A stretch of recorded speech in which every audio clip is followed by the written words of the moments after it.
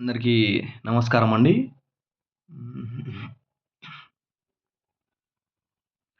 ఇప్పుడు హ్మ్, అటు శ్రీకాకుళం నుంచి ఇటు అనంతపూర్ దాకా ఎక్కడ తీసుకున్నా, ఏ స్కూల్‌లో తీసుకున్నా గూడా ఆహ్, ముఖ్యంగా క్రమశిక్షణ అన్నది దెబ్బతినింది. విద్యా వ్యవస్థలో ఈ చిల్లర పార్టీలు ఏవైతే ఉన్నాయో, ఈ వైసీపీ గావచ్చు, టీడీపీ గావచ్చు 2 వాళ్ళ స్వార్థం కోసం, కేవలం వాళ్ళ స్వార్థం కోసం రాబోయే తరాల్ని సర్వనాశనం చేసేసినారు. ఎక్కడ జూసినా గూడా దోపిడీ, దోపిడీ, దోపిడీ. కనీసము విద్యా వ్యవస్థలో మనము లోటుపాట్లు చేస్తే, తప్పులు చేస్తే, దోచుకుంటే రాబోయే తరం అన్నది దెబ్బతింటాది అనే ఒక ఆలోచన గూడా లేదు వీళ్ళకి.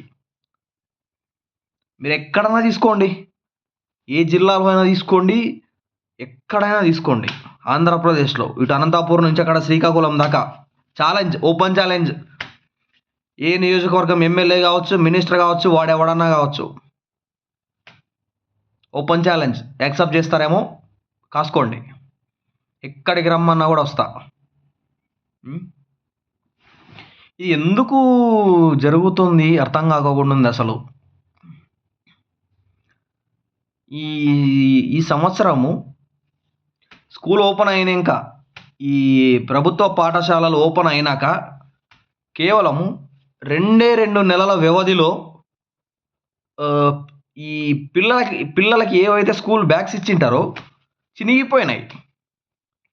ఇది నేను మొత్తం రాయలసీమలో మాక్సిమం ఒక 75 స్కూళ్ళలో గమనించిన బాగా క్లియర్‌గా గమనించిన. ఇంకొకటేమంటే ఫీజ్ రీయింబర్స్‌మెంట్ అన్నది గూడా మనం ఆల్రెడీ నేను మాట్లాడిన. విద్యా వ్యవస్థ ఈ స్కూల్స్ అకాడమిక్ ఇయర్ స్టార్టింగ్ అప్పుడే మాట్లాడిన దీని గురించి. అయితే ఈ అంటే విద్యార్థులు ఎంతమందున్నారో తెలీదు. ఇంకా అడ్మిషన్‌లు జరుగుతున్నాయి. అప్పటికే ఈ చిల్లర సొమ్ముల కోసం ఆశపడే వీళ్ళు ఆ!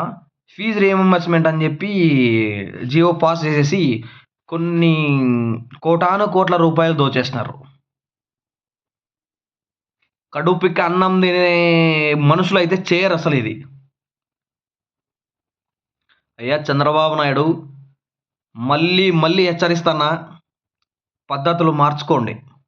లేదా రాబోయే రోజుల్లో తీవ్ర పరిణామాలైతే ఉంటాయి. 100% చెప్తున్నా.